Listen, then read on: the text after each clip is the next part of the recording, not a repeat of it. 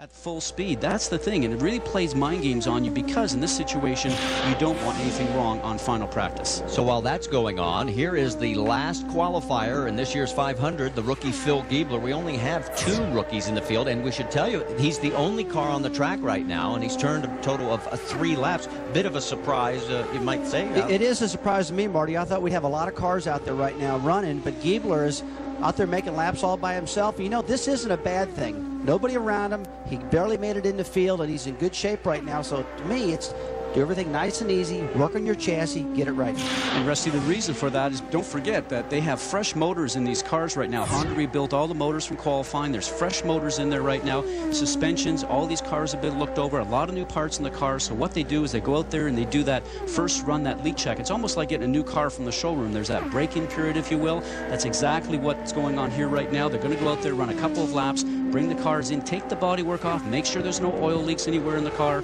and then they'll send the drivers back out on the race course to then assess what they have to get ready for race day. So, you know, high speeds around here, and yes, the mechanics are great, but, you know, errors do happen.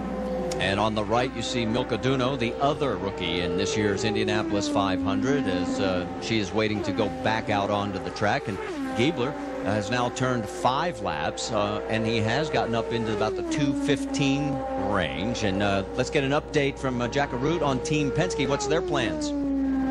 Basically, as Scott Goodyear alluded to, the basic plan is at this point a leak down test. But here's what the Team Penske team is going to do for both Helio Castroneves and Scott Dixon. I talked to Tim Cindric and Roger Penske. They feel that this will be the type of race conditions at the start of the race.